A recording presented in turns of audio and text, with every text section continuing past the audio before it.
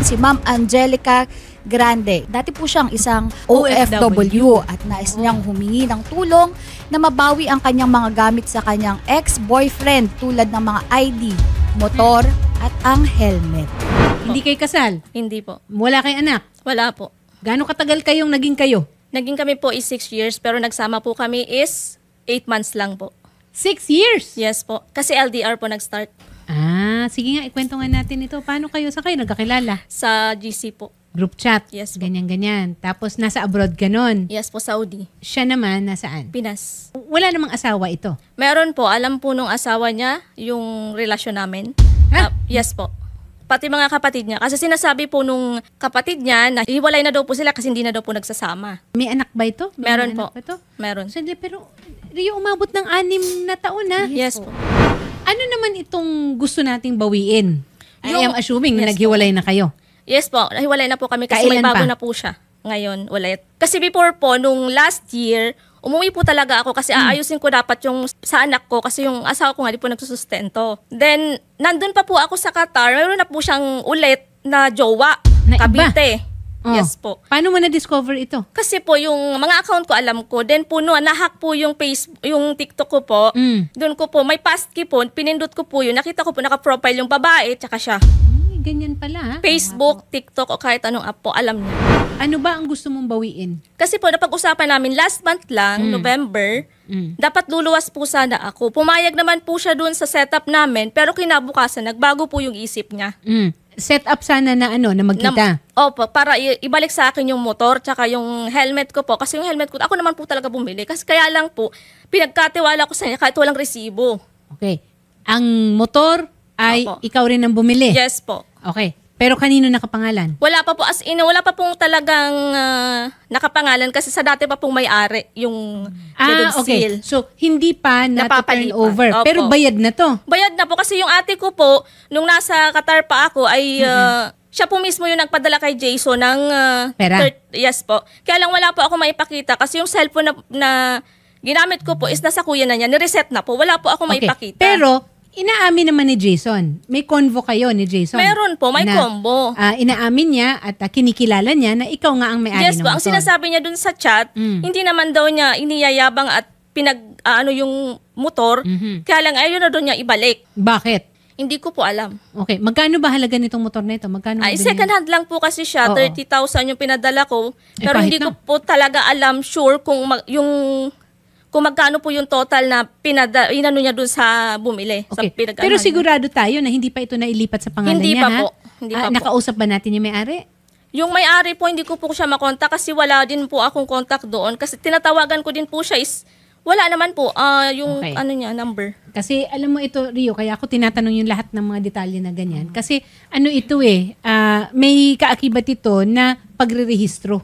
Opo. 'Di ba? Kung sino ang nakarehistro, yun ang nagmamay-ari. Pero kung may katibayan naman na nabayaran na at kinikilala kung sino talaga at kanino nanggaling yung pera para bayaran yan, ay dapat na rin tayo. Galangin natin yon. Jason, nasaan ka ngayon? Sa probinsya po ako. Tama ba? Nagkaroon kayo ng relasyon ni Angelica? Opo, ma'am. Mahigit kumulang, ilang taon kayo na nagkasama? So, hindi naman po talaga kami taon nagsama kasi naging magkarelasyon kami 6 years mahigit. Okay. Pero nagsama kayo, sandali lang siguro dahil OFW, nasa abroad si Opo. Angelica, tama? Okay. Opo. Sa inyong pagsasama, di umano ay may nabili ng motor at helmet, tama ba? Opo, ma'am. At saan mo ginagamit itong motor na ito? Pang-service, ma'am. Pag-uwi, probinsya, pagluwas, ganun. May trabaho ka ba? Meron po. Construction po. Sino ang bumili ng motor na ito? Siya po kasi ang nagpadala tapos ako po yung bumili. Okay. So, ibig sabihin, pera ni Angelica ito. Yes, ma'am. Ibalik mo yung motor sa akin kasi mas kailangan yun ng kapatid ko. Okay. So, Tsaka ibalik yung cellphone din na binili ko na Honor X7B, gusto ko din siyang makuha. Tapos yung ID ko, na dalawa nasa iyo. Tapos yung gusto ko lang po sana yung ginastos ko po sa kanya simula student, yung license po hanggang sa magkaroon po siya ng non-pro. Gusto ko po din makuha. Mga magkano Bayad. yun? Non-pro is 7.5. Student po, hindi ko po alam kung magkano. Jason, handa ka ba na ibigay at isoli itong unang-una, yung motor, yung Bumili helmet? po ako, ma'am. O yun naman pala, yung motor tsaka yung helmet. Sinabi ko na po sa kanya yan. Sabi ko, willing naman ako ibalik. Okay, kailan? At saan kayo magkikita? Kasi sasamahan ng reporter namin ito. Hindi siguro po ma'am, tapusin ko lang tong December. Then ako na lang po magpupunta dun sa kawan sa TV5 pupunta. Hindi naman pwede yun na kasi hindi naman sa'yo yan. Nasaan yung ginagamit niyo cellphone na yun, Jason? Hindi ito po, ginagamit. Tsaka po, ang gusto ko lang po, i-delete niya yung mga videos ko na nasa kanya kasi pinakalat na po niya eh. Sandali lang, ano mga videos ito? Yung sensitive videos po. Naku, Na pinurad po niya sa asawa niya, sa karelasyon niya ngayon, tapos pinost pa niya sa social media, sa TikTok. naku, Jason. Mayroon pa akong screenshot. Yung Kasong katawan ko po kahit hindi yung mukha, yung katawan ko akin yun. Kaya apektuhan yung anak ko. Kasong kriminal yan, Jason. Tapos sinad mo sa tunay mong asawa. Nasabi ko sa'yo, gusto ko lang magpag-ayos sa'yo. Yung tayong dalawa, pero ano ginawa mo? Jason, 6 na taon kayo. Ano nangyari? Ba't ka merong iba na? Ay, ako po yung may iba. Dapat po tanongin niyo muna siya kasi siya po yung nagunang nagkaroon ng iba. Siya po yung nauna nagkaroon. Bago pa ako nakauwi, meron na po siyang kinakastin na inano na Oy. jowa niya, si Sugar de Peralta. Teka lang po. Pwede pong sumingit. Sige, Jason. Oh, ano ba? Kasi po, nung nanggaling po siya ng Saudi, Mm. ay nung nagtatar po siya, tapos nagbakasyon siya, nagkaroon siya ng bakasyon ng 15 days. Umuwi po siya ng probinsya, tapos nagsama kami dito sa Caloocan. Pumunta po siya ng Quezon. Doon ko po sila nakita na may nagsabi po niya sa akin, may nangyari sa kanila ni Warren yun. Sino naman yun? Yan po yung Naging kinakasama jowa niya ko din ngayon. po. Hiwalay na ba kayo nun o hindi? Hindi pa Sino po. po? Kasi naggaling pa po siya ng Caloocan. Ako pa po nagatid ng terminal. Oh. Tapos nung pagdating po doon, hinahanap po yung kwintas niya at nawala na yung kwintas niya na letra. Yung pala na kay Warren na.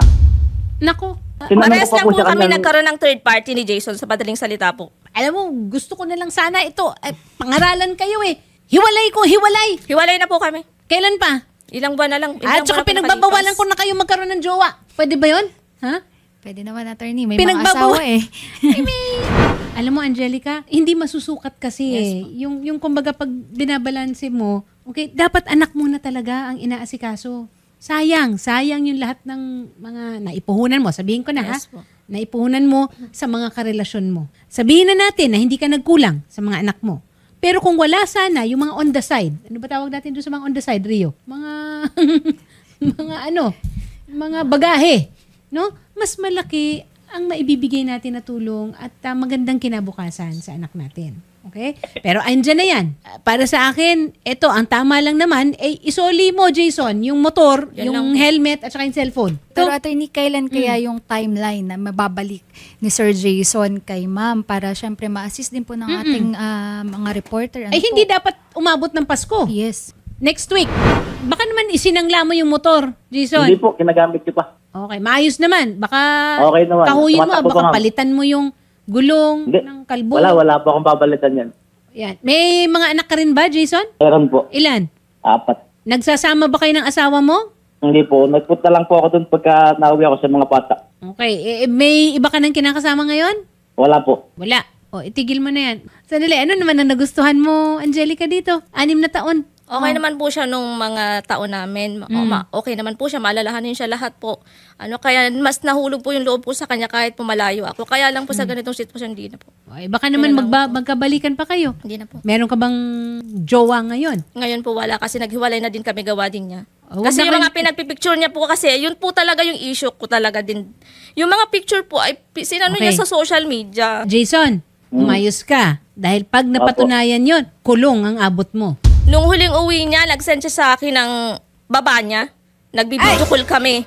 Mariosep. Yes po. Nakakainom siya. Mayroon akong picture.